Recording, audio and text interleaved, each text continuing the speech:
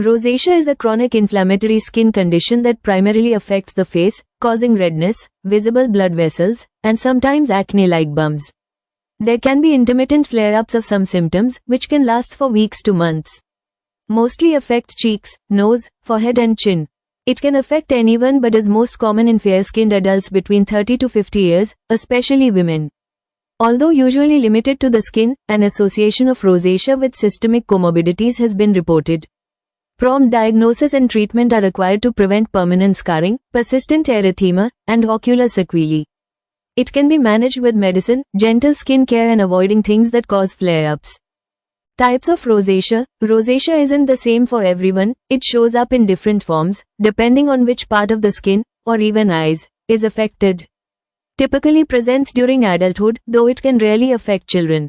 Dermatologists usually classify rosacea into 4 different clinical subtypes during the disease, sometimes overlapping. 1. Erythematotelangiectatic rosacea, ETR. 2. Papulopustular rosacea. 3. Phymatous rosacea. 4. Ocular rosacea.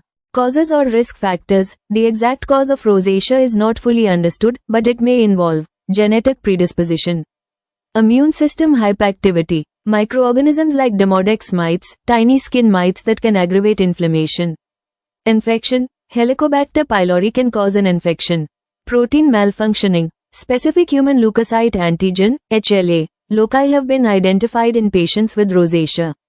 Environmental factors, neurovascular dysregulation, abnormal blood vessel function. Triggers such as sun exposure, hot beverages or spicy foods, alcohol consumption, stress or anxiety, temperature extremes, hot or cold, certain skincare or cosmetic products. Common signs and symptoms of rosacea: constant facial redness, small visible blood vessels, called telangiectasia, pimples or bumps that look like acne, burning or stinging sensation, sensitive or dry skin, watery or irritated eyes, ocular rosacea, and in severe cases, thickened skin on the nose, known as rhinophoma. Rosacea is a chronic skin condition that mainly affects the central part of the face, the cheeks, nose, forehead, and chin. But diagnosing rosacea can be challenging because there are no specific lab or imaging tests to confirm it.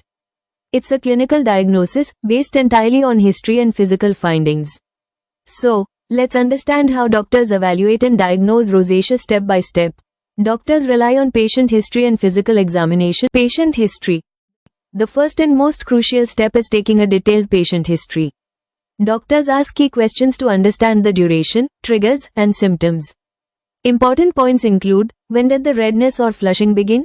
What are the triggers such as sun exposure, spicy food, stress, alcohol, heat, or cosmetic use? Are there any associated symptoms: burning, stinging, itching, or dryness?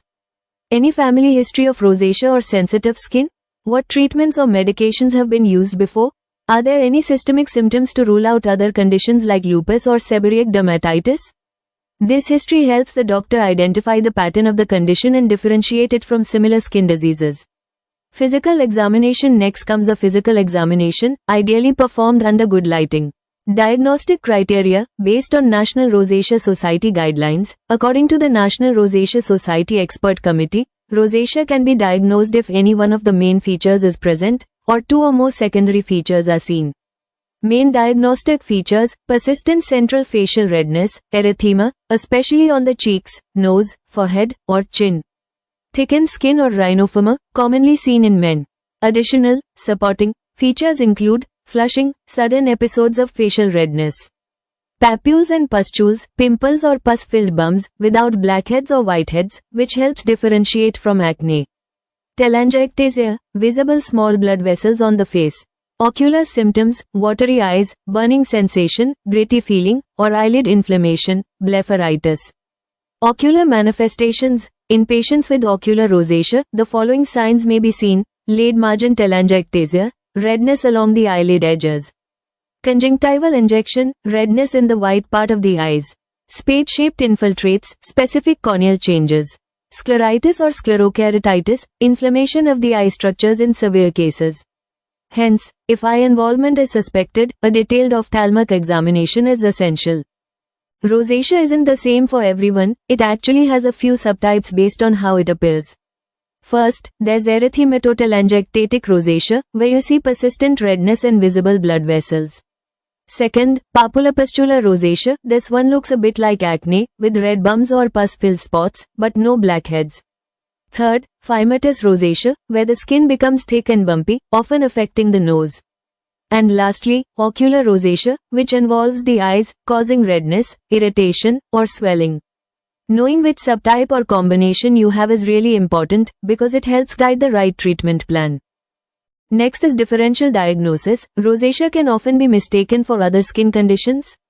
So, differentiating them is super important for proper treatment. Let's quickly go through a few conditions that can mimic rosacea.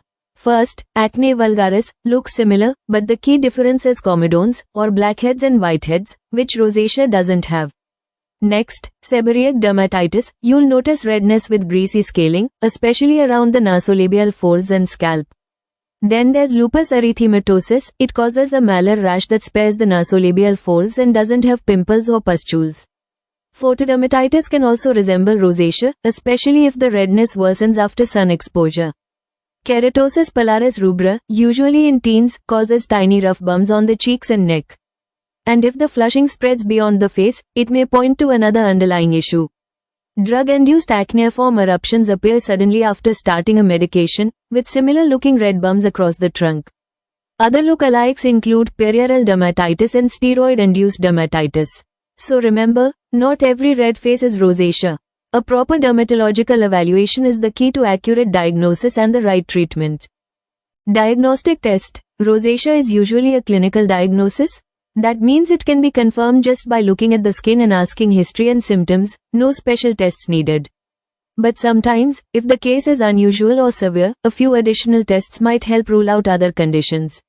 For example, skin biopsy, to rule out lupus or other skin disorders. Demodex might count, especially if rosacea is resistant to treatment or demodicosis is suspected. Ophthalmologic evaluation, if there are eye-related symptoms like redness or irritation. And patch testing, if allergic contact dermatitis is suspected. So while tests aren't mandatory, they can help make sure nothing else is hiding behind the redness. To monitor progress, doctors often assess the severity of rosacea using standardized scales like, first, the clinician's erythema assessment, or SA, which grades how intense the redness is. Then comes the investigator's global assessment, or IGA, which looks at the overall severity, including bumps, pustules, and flare-ups. And finally, doctors also consider how you feel, your own symptoms like burning, itching, dryness, and even how much it affects your confidence or daily life. Together, these help monitor progress and fine-tune treatment for the best results. Treatment approach, natural or preventive tips for rosacea. Some simple natural and preventive tips can really help manage rosacea. First, know your triggers. Avoid things that worsen redness, like heat, sun, spicy food, alcohol, and hot drinks. Next, focus on a gentle skincare routine. Use mild, pH-balanced cleansers instead of harsh soaps. Always moisturize and apply a broad-spectrum sunscreen, SPF 30 or more, every single day. Stress can also make rosacea worse, so try yoga, meditation, or deep breathing to stay calm. Stick to mild, fragrance-free products, stay hydrated, and don't skip your sleep. These small daily habits can make a big difference in reducing flare-ups and keeping your skin calm and healthy. Now, while there's no permanent cure, the good news is, it can be effectively managed with the right approach. Doctors often start with topical therapies like metronidazole, azelaic acid, or ivermectin creams. These help control inflammation and reduce bumps and redness. However, persistent redness and visible blood vessels, called erythema and telangiectasias, don't always respond to creams alone. In such cases, doctors may recommend laser treatments that target the skin's tiny blood vessels for clearer appearance. For controlling facial redness, brimonidine tartrate 0.33% gel is also used. It works by constricting small blood vessels and temporarily reducing redness when applied daily. For facial redness, doctors often prescribe creams that target the blood vessels, like oxymetazoline hydrochloride 1% cream, or brimonidine 0.33% gel. These are applied once daily and help reduce visible redness by gently constricting the tiny facial vessels. When it comes to inflammatory papules and pustules, the acne-like bumps, there are several effective options: ivermectin 1% cream, Applied once daily, it reduces inflammation and mites associated with rosacea. Azelaic acid, available as 15% gel, foam, or 20% cream, used once or twice daily to control redness and pimples. And metronidazole, in 0.75% or 1% gel or cream, also applied once or twice daily, helps calm the skin and reduce flare-ups. For eye involvement, artificial tears are a safe first step to keep your eyes hydrated. You might also see treatments like fusidic acid gel or metronidazole 0.75% gel applied on the eyelids once or twice daily, but the evidence for how well they work is still limited. Another option is cyclosporine 0.05% eye drops, used every 12 hours, though again, data is limited. A quick tip: avoid topical steroids in rosacea as they are associated with rebound flaring or induction of rosacea like perioral dermatitis. When rosacea needs oral treatment, options include doxycycline, minocycline, and for severe cases, isotretinoin. For those dealing with flushing, medications like propranolol, 20 to 40 mg, 2 to 3 times a day, carvedilol, 6.25 mg, 2 to 3 times a day, or clonidine, 50 microgram twice daily, can help. If your rosacea affects the eyes, a subantimicrobial dose doxycycline, usually 40 to 100 mg daily, can improve ocular symptoms safely. For inflammatory rosacea with papules and pustules, there are several oral options: subantimicrobial dose doxycycline, 40 mg daily, 30 mg immediate release, Jord 10 mg delayed release, for 8 to 12 weeks. Minocycline, 50 to 100 mg twice daily, or tetracycline, 250 to 500 mg twice daily, for 8 to 12 weeks. Azithromycin, 250 to 500 mg, 3 times a week, for 4 to 8 weeks. And in more severe cases, isotretinoin at 0.25 to 0.3 mg per kilogram for 12 to 16 weeks. These treatments help reduce inflammation and clear the bumps effectively. When rosacea causes inflamed fibers, oral antibiotics like doxycycline, 100 mg once or twice daily, or tetracycline, 250 to 500 mg twice daily, for 8 to 12 weeks can help. For more severe cases, isotretinoin at 0.25 to 0.3 mg per kilogram for 3 to 4 months is effective. If your eyes are affected, sub-antimicrobial dose doxycycline, 40 to 100 mg daily, can improve ocular symptoms safely. For procedures and interventions in rosacea, laser and light therapies can help reduce redness and visible blood vessels. Always seek a dermatologist's consultation for a personalized treatment plan. If there's eye involvement, especially severe symptoms or vision changes, a referral to an ophthalmologist is recommended. For pregnant women, topical treatments are preferred over oral medications for safety. For pregnant women with mild to severe inflammatory rosacea, azithromycin, erythromycin, and clarithromycin are considered safe options.